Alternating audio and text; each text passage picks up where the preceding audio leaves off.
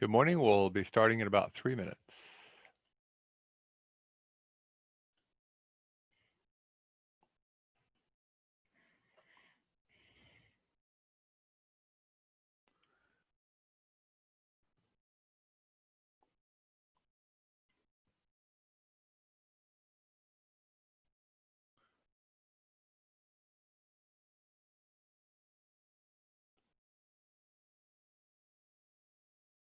Good morning. We'll be starting up in about 2 minutes, at least according to my clock on my computer. Hopefully it's correct.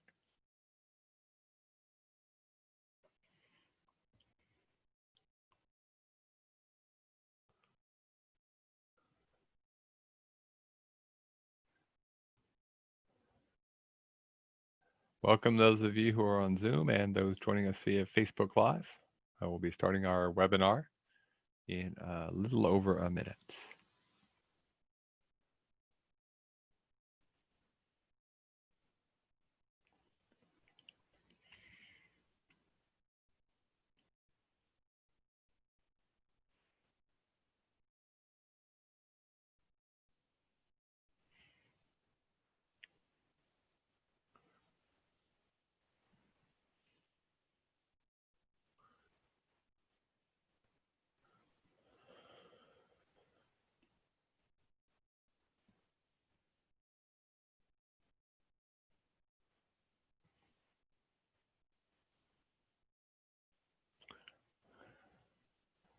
Both on screen and in the chat pod, you can see there's a handout for today, and we will also have a link to that handout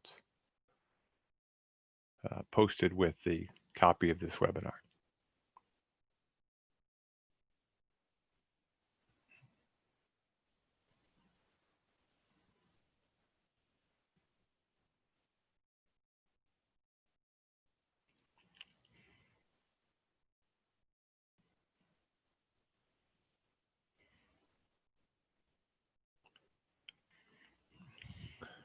Good morning, and welcome to what's actually sort of the last of our spring and summer webinars. We will be restarting back up in September with a whole new series. We'll have details on that pretty soon. My name is David Orr. I'm the director here at the Cornell Local Roads program, and I want to welcome you to the Dirt on Gravel Roads. We're going to be starting up here now. We do have a handout that's available for you, and so please feel free to download that. But again, there'll be a link to that later on. As a reminder, chat pod's been disabled, but you can raise your hand. I may ask you to do that now and then to get some information. And if you do have any questions or comments, or sometimes when I ask you to answer a question, you can do that via the Q&A pod. We got some things we're going to try out in the fall. They'll be a little bit different, but we're sticking with Zoom through this webinar today. It is worth one professional development hour here in New York State for those who are engineers. Only the person who's registered gets that particular credit, and it is considered a course.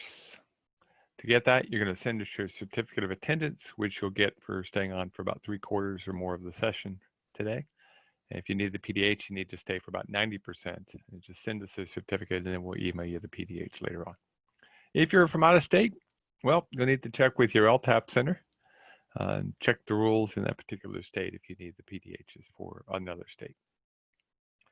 Now, I'm going to give you some references. Again, they're in the handout. You don't need to write these down, but you can, there are a couple of really good materials available, a couple of manuals on gravel roads, an older one called the Gravel Roads Maintenance and Design Manual put out by the South Dakota LTAP Center, and Gravel Roads Construction Maintenance Guide, which was also done by them with help, in both cases, from the Federal Highway Administration. They're slightly different. The older one has more references. The one on the right's got a little newer information. So I actually like to look at both of them. And we also have links to them on our website. There's also one of the links that we'll be talking about is some information from the Minnesota LTAP Center, and it's a really nice video on common issues with gravel roads. We're not going to show it today, just in the sake of time. It's on YouTube. It's worthwhile looking at it. And again, it's linked in your handout. And if you haven't been able to get the handout, it looks like this. It's just essentially most of the references that we're talking about today.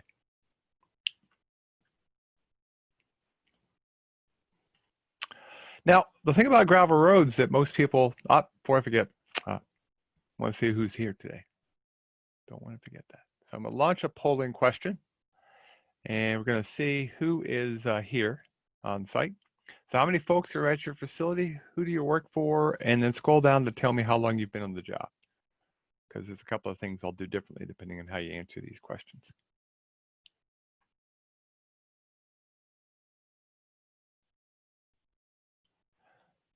Okay, we'll wait till we get, let's see how many we got today. Okay, get about 2/3 of you voting.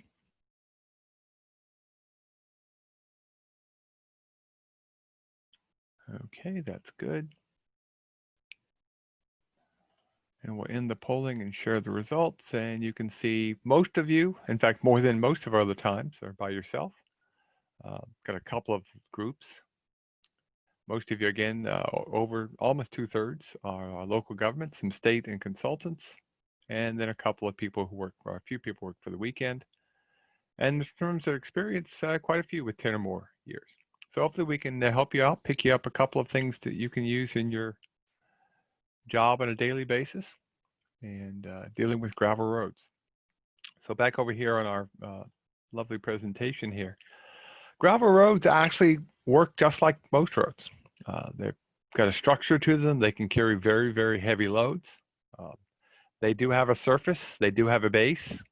They may even have a subbase in some cases, depending on the volume of traffic. And they're all built on top of a subgrade. The concept of a gravel road really isn't much different than a paved one.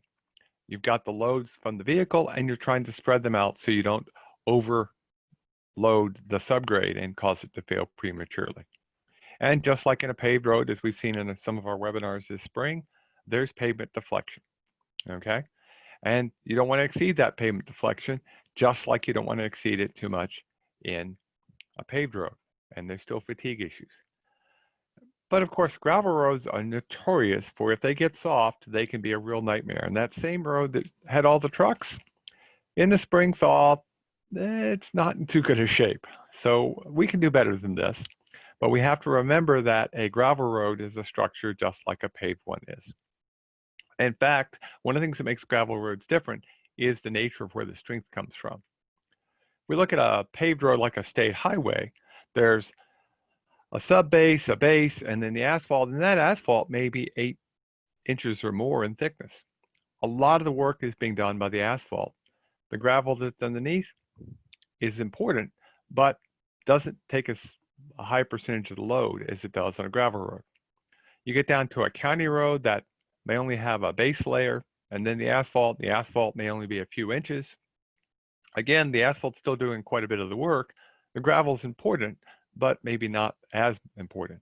But you start getting down into a chip sealed highway that just has a thin wearing course on it. That wearing course isn't providing any strength, but the gravel is doing most of the work. And of course, on a gravel road, that's where all the strength comes from. It comes from that gravel. And so it's got to be both this pavement surface and it's going to provide the strength to spread that load out on top of the subgrade.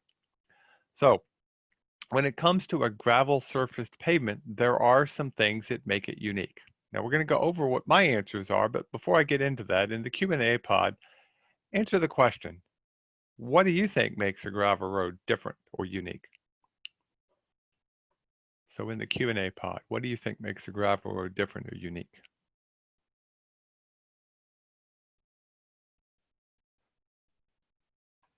Low volume, okay, that's not an uncommon. The traffic type, yeah.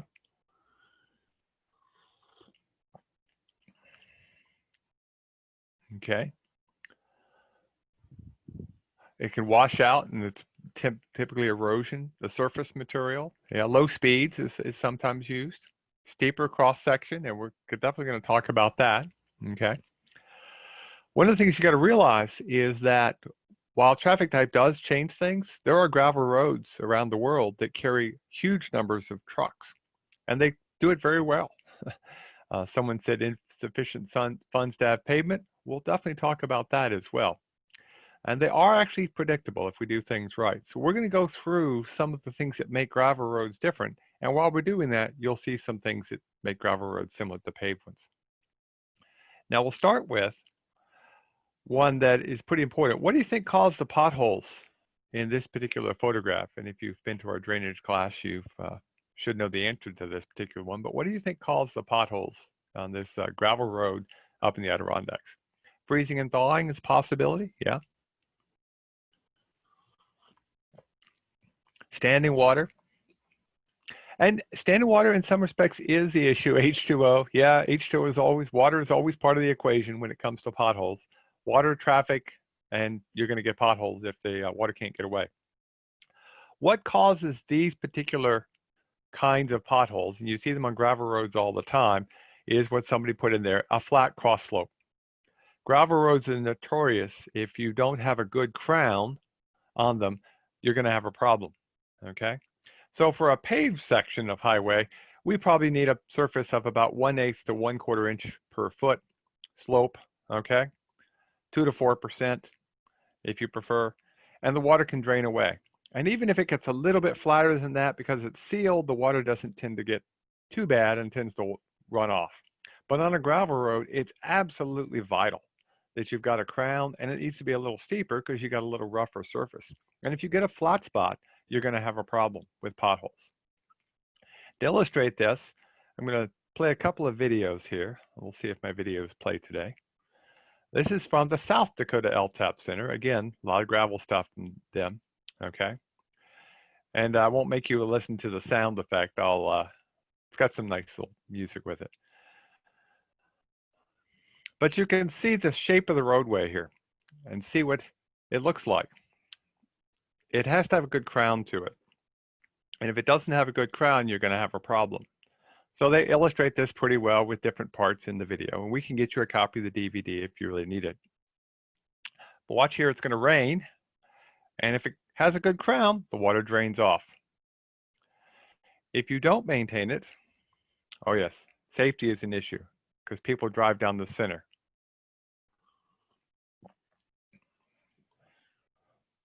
But now watch what happens when he makes it flat.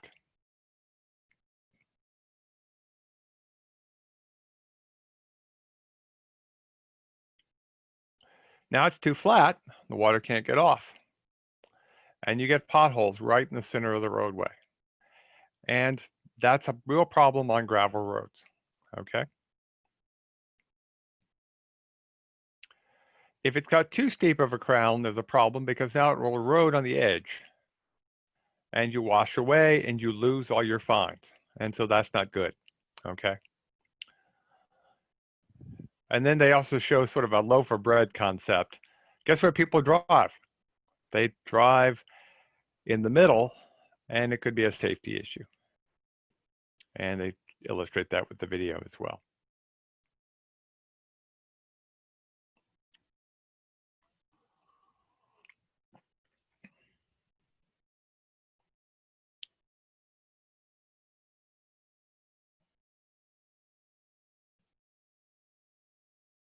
And then the vehicles don't have room to pass, it could be a safety issue. So that crown can actually improve safety, okay? So that's one issue, is you got to have a good crown, absolutely vital. Another one is, what is the surface gravel? In a paved road, you have asphalt as a binder, or you have cement holding everything together. But on a gravel road, your binder is not there in terms of asphalt or cement. It's the silt and clay that are mixed in. You need that silt and clay in your roadway to act as a binder, to hold that roadway together. That's one thing that makes gravel roads a little bit different. You actually need some silt and clay. While we'll tell you, we don't like silt and clay most of the time. So it's absolutely vital. And then third, there are some maintenance things that are slightly different when it comes to a gravel roadway. Things we don't need to do very often on a paved roadway. So our list of maintenance options will change. So we're going to have to worry about dust control and blading, things that we don't normally have to do on a paved roadway. So your gravel roads maintenance things are different, okay? So let's talk about a few of these differences. So what percentage of fines, what percentage of silt and clay do you think I need for my surface gravel? What do you think I need for percentage of fines for my surface gravel? I need some as my binder. What do we think I want in my mixture? You can put that in the Q&A pod. Let's see what people guess. 8 to 10%, 10%, 10%, 8 to 13. Okay, so we got a bit of, most people are saying around 8. One person said 3.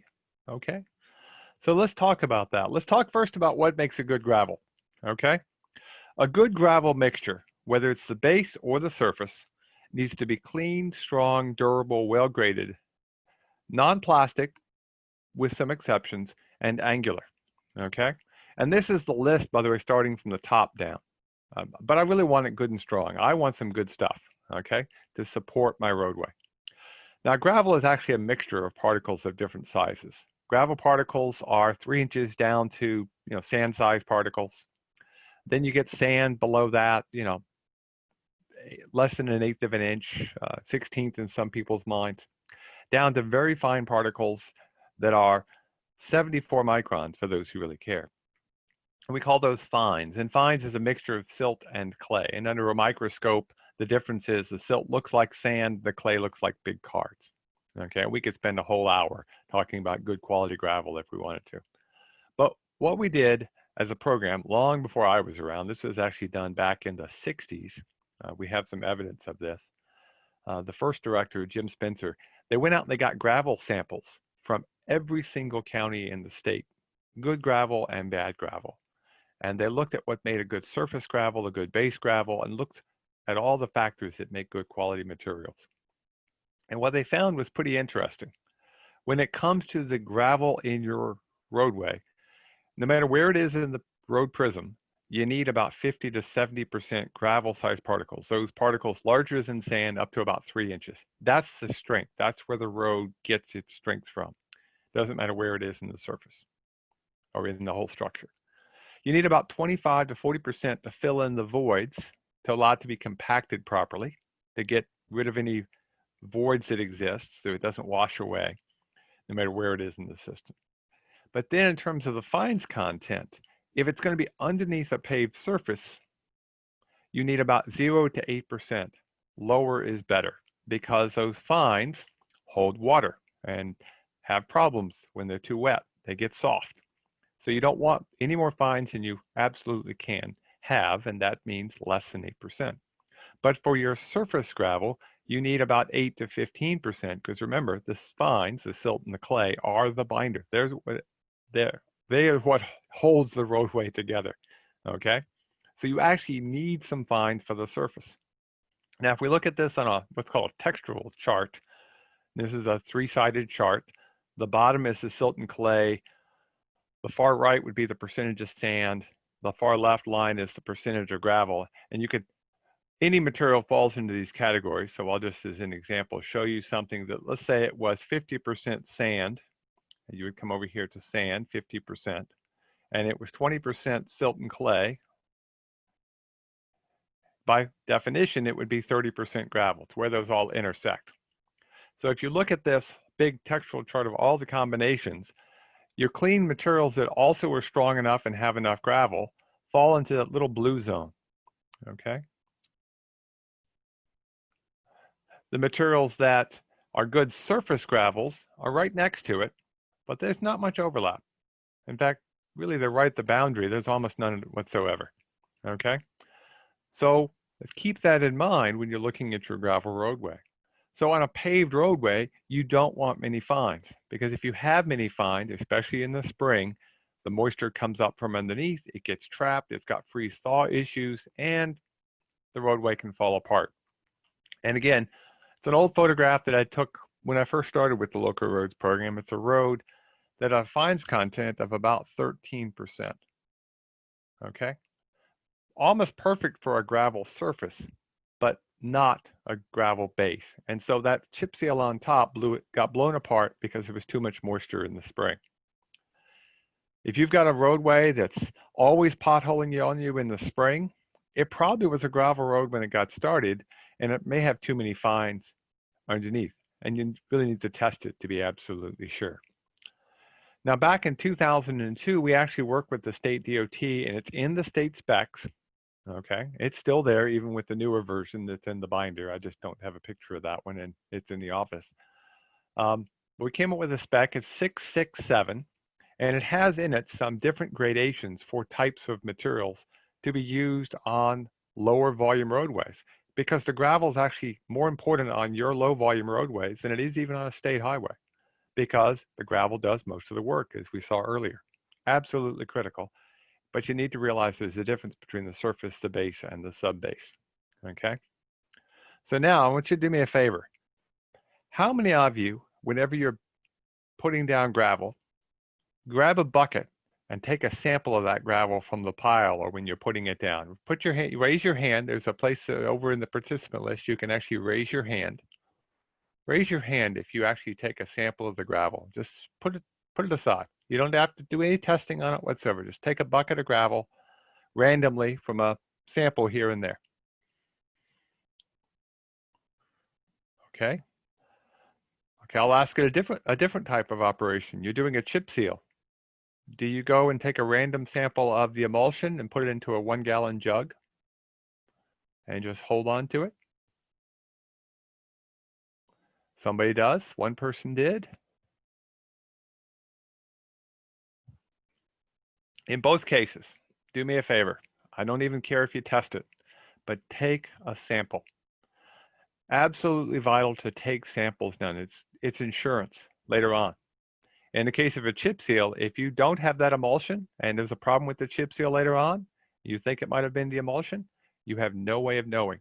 Just get a 1-gallon jug and random time, once or twice, maybe per day, maybe even a few times a week, get a 1/2 gallon of the stuff, put it in a jug, seal it tight, and you now have something you can test later on. It's cheap insurance.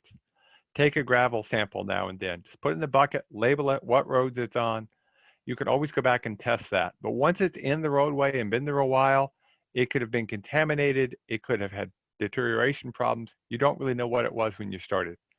So it's cheap insurance. And remember, one test is worth 1,000 expert opinions. Go out and do some test pits, okay? They're really cheap, they're easy to do, and then you really know what you've got, okay? And yes, I don't have any gray hair there, but. So let's talk a little bit about the maintenance activities when it comes to a gravel road that, again, are slightly different than we do on a paved roadway. And the list of activities that we can do start with do nothing, my favorite maintenance operation, all the way up to reconstruction. When it comes to road maintenance, what do you think is the most important piece of equipment when it comes to gravel roads? So again, in the Q&A pod, what would you say is the most important piece of equipment that we have?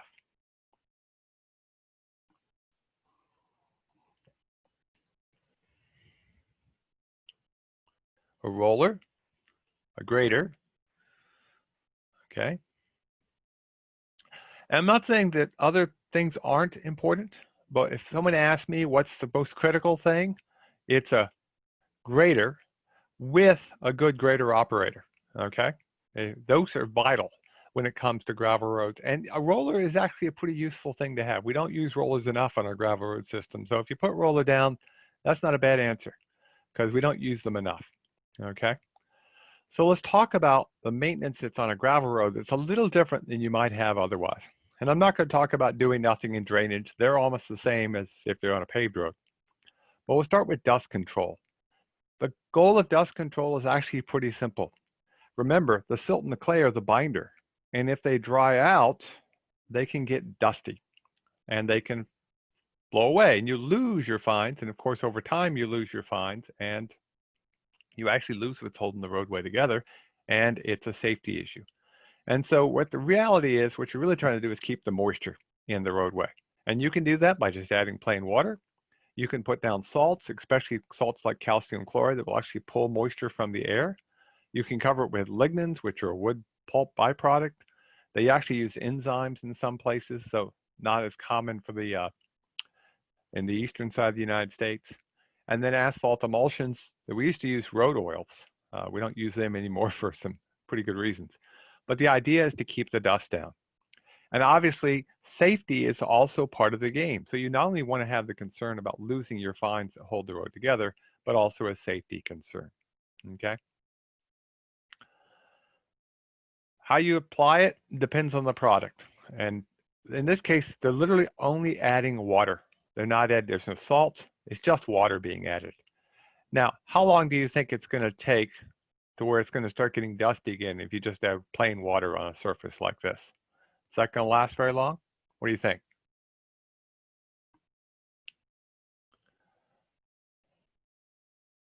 Let's see if anybody wants to take a guess on how long they think it would take for it to evaporate back to being dusty.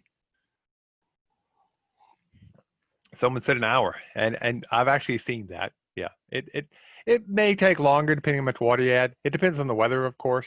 A day, how humid is it, how wet is the conditions. But we've had a pretty hot, dry summer, and you get a hot, dry summer, a lot of evaporation. It can dry out really quickly. Okay. So that's when we actually typically like to use the salts and the lignins and the emulsions, because they either pull the moisture from the air, salts, or they cover the surface and they act like a pseudo seal. They're not quite the same as an actual chip seal because the water still can get through them because you put them at a fairly low rate. Okay. There's lots of what are called dust palletives out there. We actually have a link to some dust palletives if you're interested. You can find them on our website. Blading and dragging, you're not going to be doing this on a paved roadway. The idea behind this is these days we blade it with a grader. That's why we call it blading.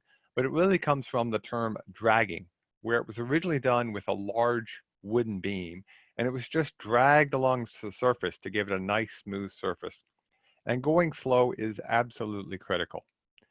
In fact, there's an old book we have. It's called the Red Book of Town Roads. It's not the Red Book we all know today. It's the Red Book put out by the Department of Public Works. It was an old New York State department that today is the Department of Transportation. And in there you can find a picture. This is the New York State home, okay, that was actually made of metal, but originally they were made of wood, okay? And these are some slides from a little over 100 years ago that we found in Len Irwin's old office when we were cleaning it out. And you can actually see it's made of wood and it was dragged by horses or donkeys and was used to just essentially keep the surface smooth. And wherever you're doing dragging or these days blading, the key is you got to have a crown on that roadway.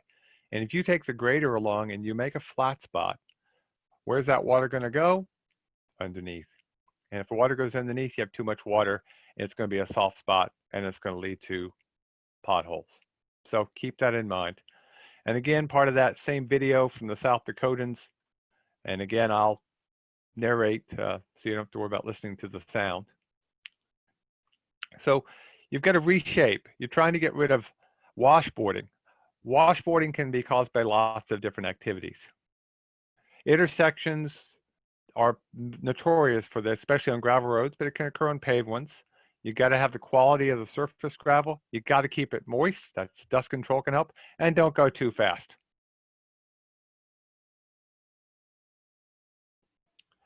So how fast do you think that grader should be going when he's doing his final blading operation? And yes, graders are useful on paved roads too.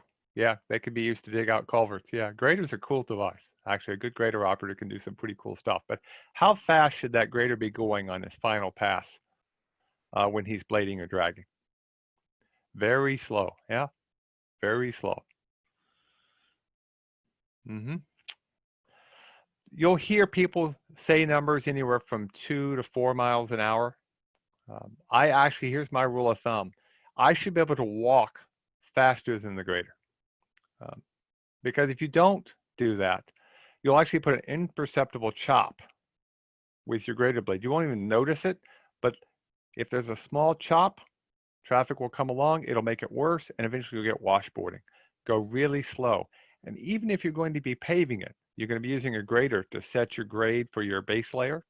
It actually is pretty important to keep it slow for that as well, because it can actually get put into the asphalt above, especially if it's chip sealed or a very thin overlay is the only thing you're putting on top of the gravel, okay? So it's pretty important. And yes, a grader is an absolutely critical tool to have in your toolbox for this, and you can use it for other things as well. And someone noted they could use it for cleaning out culverts, for instance. Yep. Reshaping of a gravel road is pretty important. In this case, you may want to windrow the material into the single pile and then regrade it back out. This is especially important if you've got a gravel that's not the best quality and you want to bring in some gravel added to get the quality where you want it. The key here is any cutting has to be below the distress. You can't drag it anymore. It's too late, okay? So in this particular case, this gravel, it's not quite as good a quality as I'd like to have. So I'd really like to have a little bit better quality in this particular case. But the key here is, in this case, it's more than an inch or so. If you just try to drag that, you may not actually get the quality you want, and the crown's not that good. So you want to probably reshape this a little bit, either bringing it into a windrow or get a proper crown put on it. And again, it's really important to have a nice A crown on this, or an alternative for especially narrow gravel roadways is crown the whole thing to one side. That's okay. Now, depending on where you are and the terrain, there are some times it's actually advantageous to actually purposely crown into a slope, okay, from a safety standpoint, but then you got to figure out what to do with the water. So something to think about, especially on your narrow gravel roadways, keep a good quality crown. And then patching, unlike in a patching pothole in a paved roadway, you have to cut below the bad area, you have to mix it all up, and you have to put that crown back in. So again, when we look at that, here's a nice example. You can't just fill those potholes in. If you fill those potholes in a few days, you'll start to see the evidence of new potholes forming. You've got to get underneath. So how deep below that pothole do you think I need to cut to really take care of the problem? How deep below that pothole would you cut with your grader, or in some cases, you may actually use a dozer to do that? How deep below the pothole?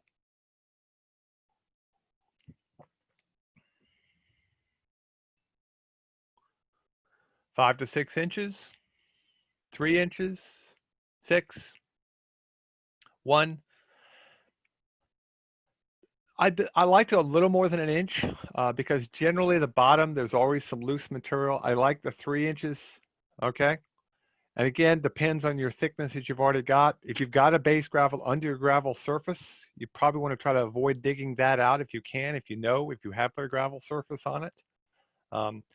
And in some cases, you got a good grader operator, you can actually scarify that up into a windrow, and then they can clean up everything and put it back down really, really well, okay? And by the way, if you're on a gravel roadway, one of my favorite places to look for a crown is on crest of hills, and you can see if you've got a good crown there. In this particular case, it's probably a little too flat, and that's part of the reason we're getting these potholes right in the center like this. You can stabilize, just like we did in one of our earlier webinars. It's very similar to paved stabilization. It doesn't always result in a paved road, and it may be paved in some cases. The key is if you're stabilizing it, whether you're just bringing in clean stone, you're just doing with salts, or you're bringing in new rock. At the end of it, you want to have the right amount of fines for a surface. If you're leaving it gravel, if you're going to make it a paved road, you've got to reduce the amount of fines. And stabilization, by the way, doesn't always have to be done on site. In this particular case, there was a town that was actually essentially turning their gravel from a surface gravel into a paved gravel by blending two materials together at a small plug mill they brought in.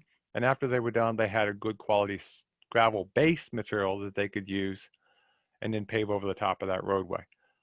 Extra step, but then they got a little bit better quality control. And sometimes it's worth that extra QA, QC. At the end of the day, again, you're still going to grade it. And someone said earlier, rolling it, in the case of stabilization, and any time that you've got a loose material, it's a good idea to have it roll if you possibly can. This particular roll, you can't really tell it's actually a steel drum roller, the backside of those rubber tires. You can actually do a rubber tired roller as well. In some cases with a gravel road, that's actually not a bad idea to use a rubber tired roller for your first lift and then finish it off with a steel drum. But whatever you've got, if you've got a roller, take advantage of it and roll it and get some quality in, okay? Now, at some point, you're probably thinking, I need to overlay that particular roadway, becomes an asphalt surfaced roadway. You got to prep that base, okay?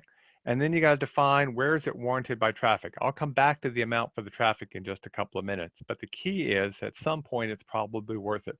Okay, and you're going to put a chip seal on it. Okay, and that chip seal, if you put it over the top of it, can make that roadway not as dusty. It's actually a pretty good thing to do sometimes. It's actually better for the environment sometimes to pave the roadways than to leave it gravel. But I don't want to forget this picture. In fact, you'll probably see it too often. You've got to reduce the fines content.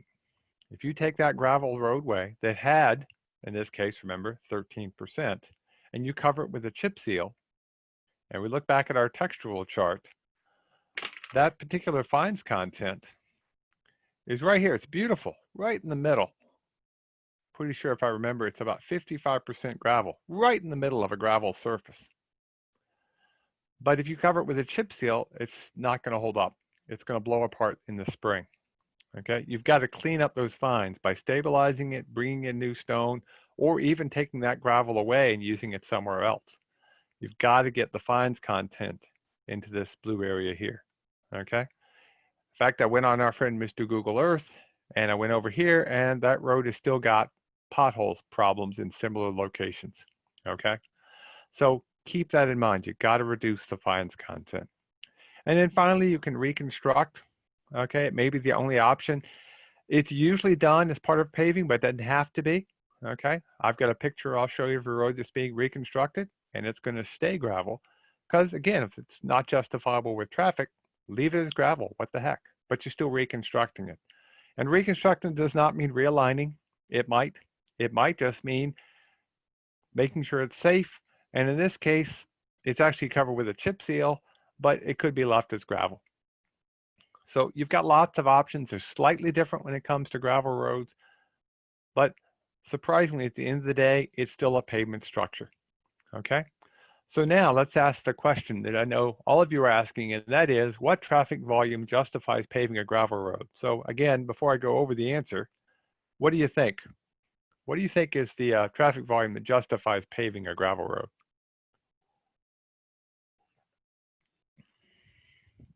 Let's see if we get some answers here.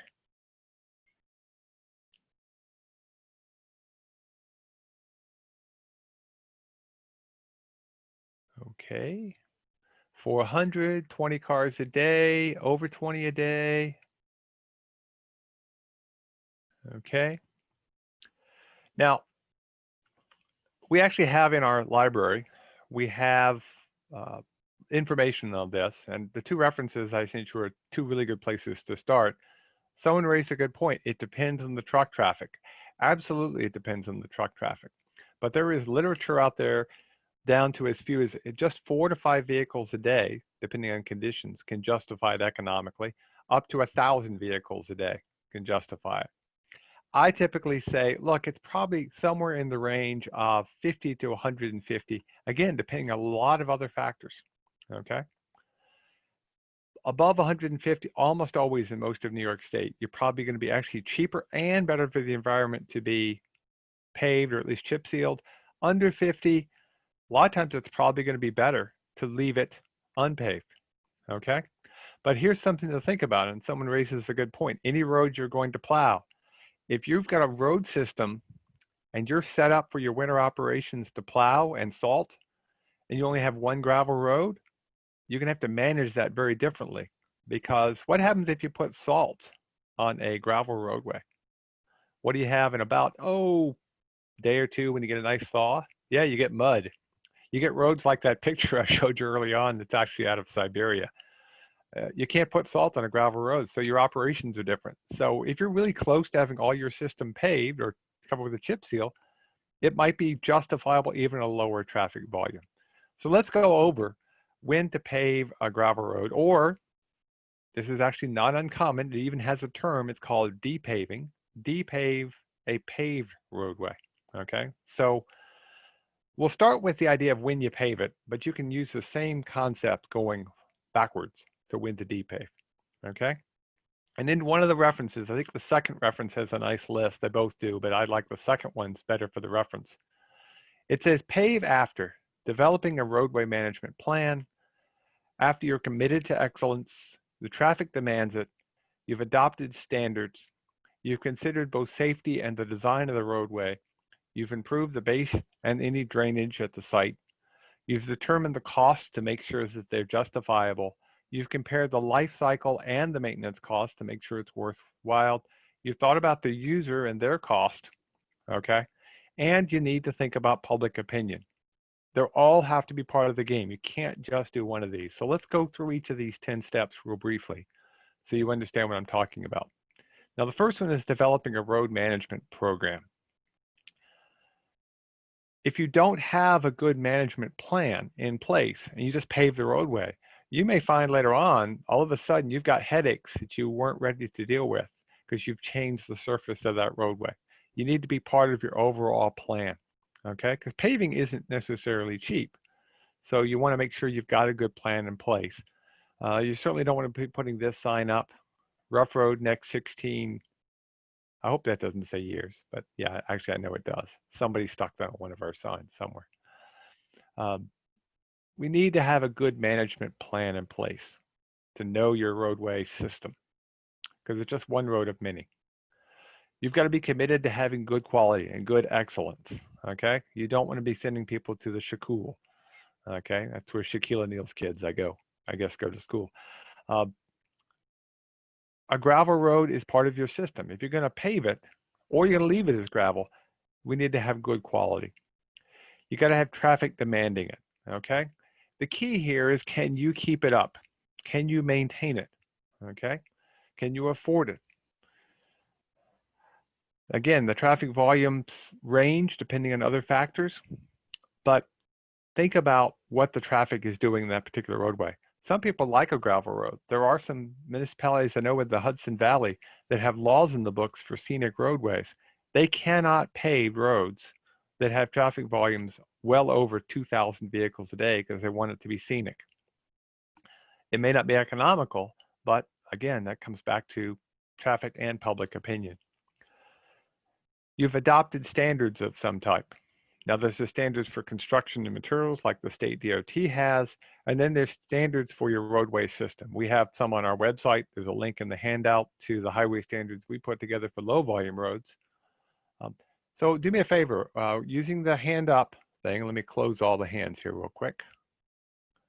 Raise your hand if your municipality has adopted standards that you as a highway official have adopted or the board has adopted. Highway standards that you use when you're looking at your road system. So we got a couple, we got a few people.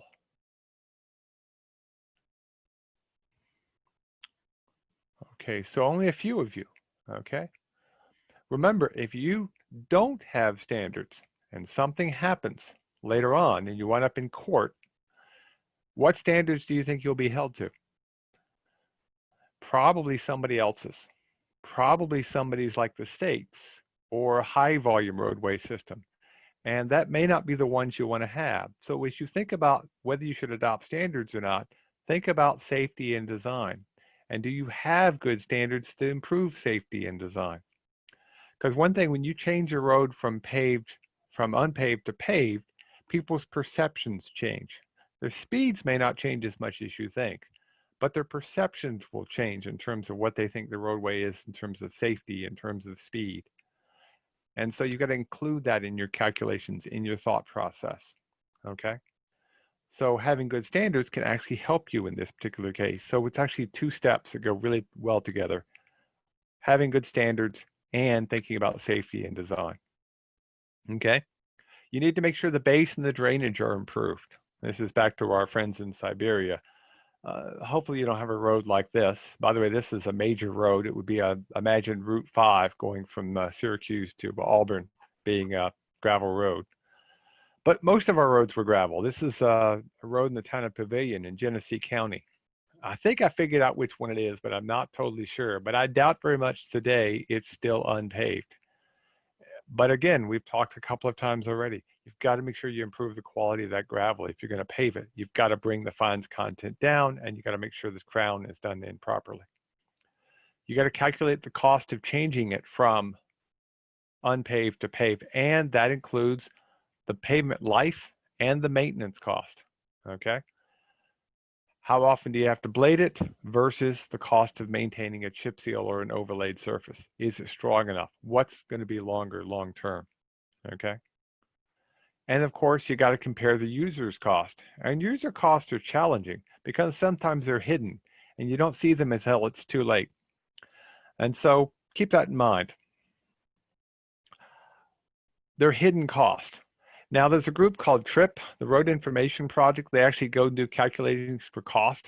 They look at everything, and they're most looking at paved roads. But if you think about it, we've got road roughness, safety, and congestion as extra cost. Now on our gravel system, obviously congestion isn't an issue, but safety and roughness certainly are.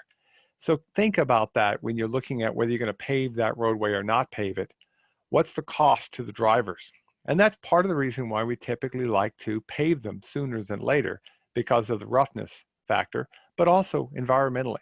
A paved roadway is actually better environmentally in a lot of cases because you get less dust, you get less erosion, and you can maintain it with less damage to the environment if you don't oversalt it in the winter.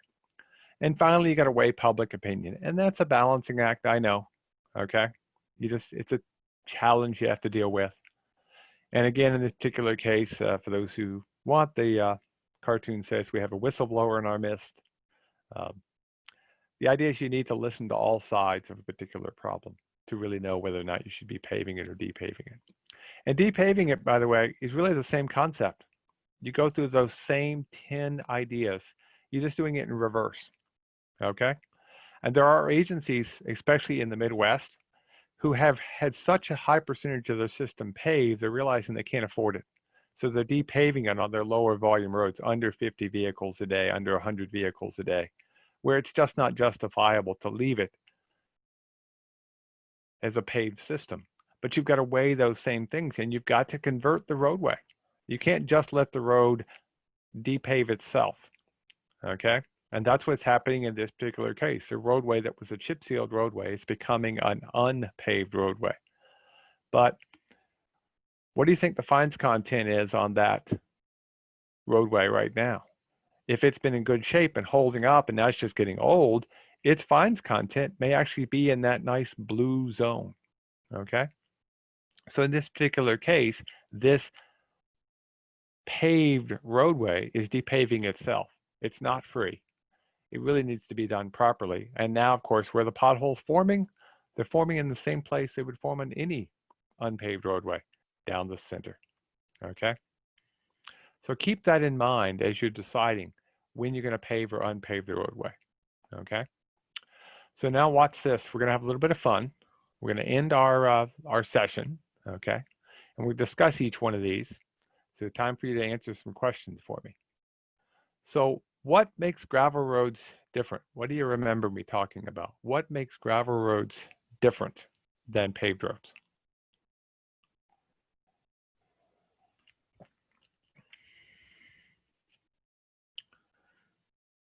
See what you get in the Q&A pod.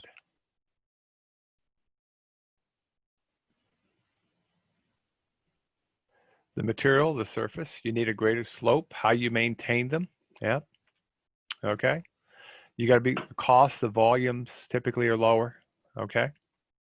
So these were all important things to keep in mind, okay. Let's see. Yep, where the strength comes from. And that's probably one that people don't always remember. The strength is pretty important, okay.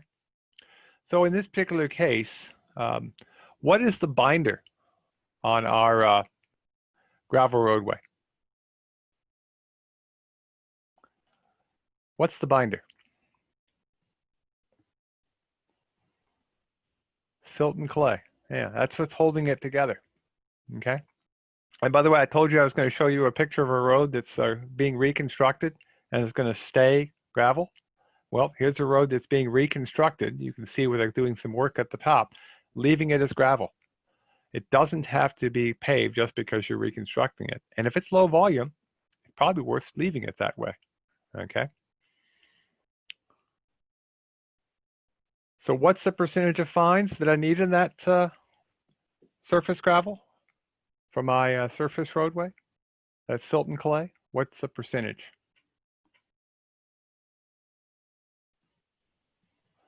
2%? 8 to 15? 8 to 15, very good. Okay. Yeah, the answer is 8 to 15%. Okay. And again, those links that are in the handout take you to a bunch of gravel tech tips we've got that talk about the whys and the wherefores. If it's below the surface, if it's your base roadway, your maximum is 8%, and cleaner is better. And so the persons who put in there lower than 8% for your base gravels, that's absolutely vital.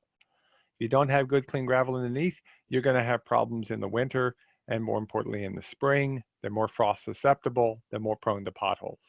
But you got to have those fines in the surface gravel. That's absolutely critical. Okay. What's the most important piece of equipment when it comes to maintaining our gravel road system?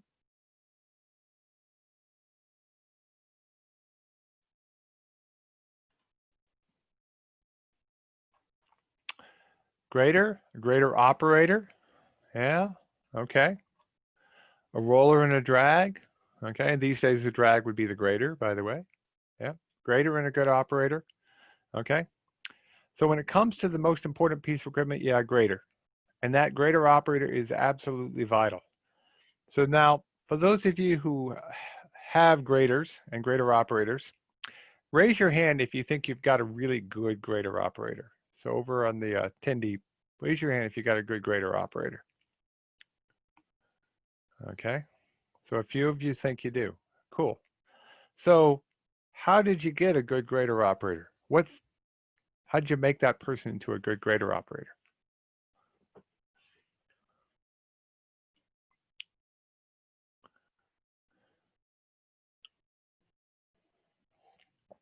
Practice, practice, patience, time, working together.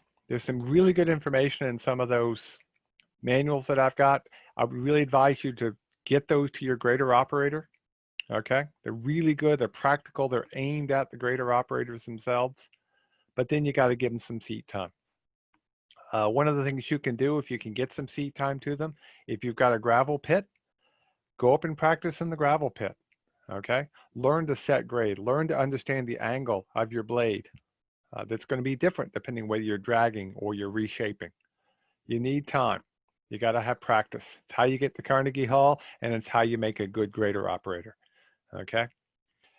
Because I can tell you right now, if you don't understand how your grader works, you can actually make things worse. So absolutely vital to have a good grader and a good grader operator.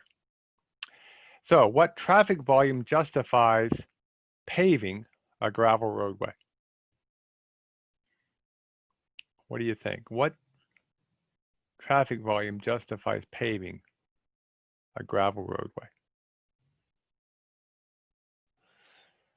Less than 150, or excuse me, more than 150, 150 being the cutoff point, okay? And it depends, varies, 100 to 150. Lots of trucks, yeah.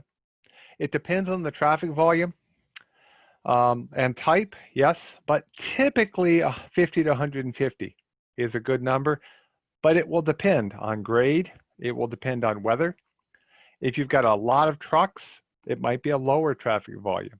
If you've got a steep section of highway, it might actually be cheaper to pave it sooner, okay? But don't just go with a single number, look at the roadway, and you may leave some roads gravel that you're like, yeah, there's quite a bit of traffic, but you're not paving it plowing it in the winter, you're leaving it closed all winter long. Something to think about. So it's a rule of thumb, okay? By the way, if you've got a good number and it works for you, stick with it. It's okay. How do I know, by the way, what my traffic volume is without doing a traffic count? Any ideas?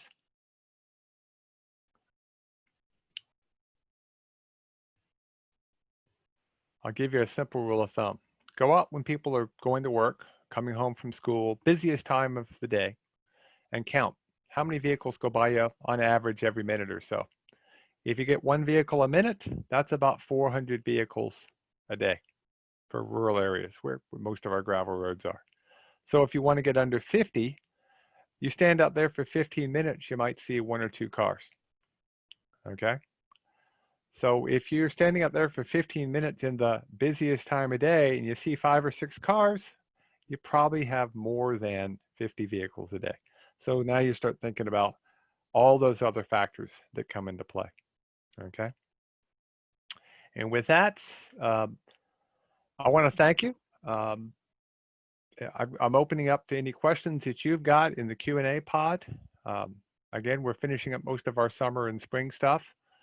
We will continue with our bumper banters on Monday mornings, give you an update on everything and how our workshop plans are coming for the fall. We're working on those hot and heavy this week.